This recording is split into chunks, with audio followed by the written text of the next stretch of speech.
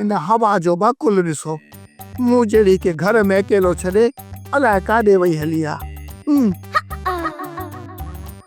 अया भी ॾे त हाल वाली स्पीड में भॼी थी अची घणा लीटर तेल गिरायो अथई।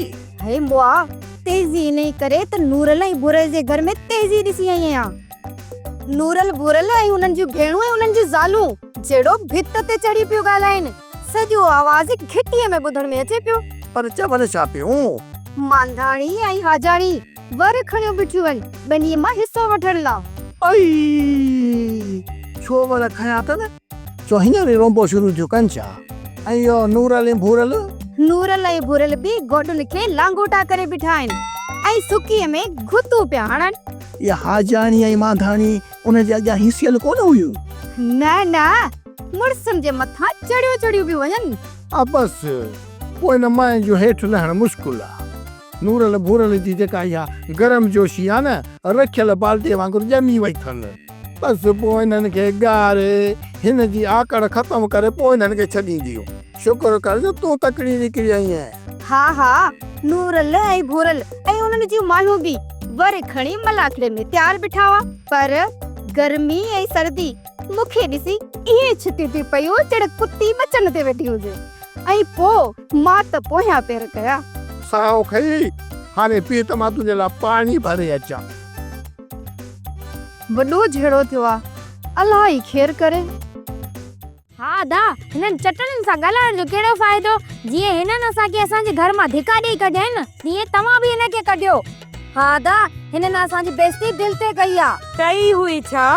हाणे बि तव्हांजी बेइज्जती हले पई, पर तव्हांखे पितो हुजे न त ॿुटी वञी मरो। ॾिसो न दा असांजा पिता पियो कढनि। मां थी चवां त निचखड़ो खणी तव्हांजा दोडा कढां जंहिंमें सुञाणप जी ज़री कोन्हेव। बेनीम का तारा कयूं बीठियूं, पंहिंजे मुड़सनि जो क़दुरु बि कोन थी कयो। तॾहिं अखियूं बि ॾिसी न ॼण छेड़े में कोन्हियूं पयूं। बसि हाणे तव्हां मुड़सनि असां सां घड़ियूं ना इंसाफ़ियूं कयूं आहिनि। अॼु ॻाल्हि कबी चिटी जंहिंमें वारी हूंदी न मिटी। कयो ॻाल्हि चिटी कहिड़ी थोरो चटी? ॻाल्हि इहा आहे त हर महीने में असांजे भाइरनि खे ख़ैरात वारो ख़र्च न खपे। असांखे ज़मीन मां हिसो खपे। हा हिसो।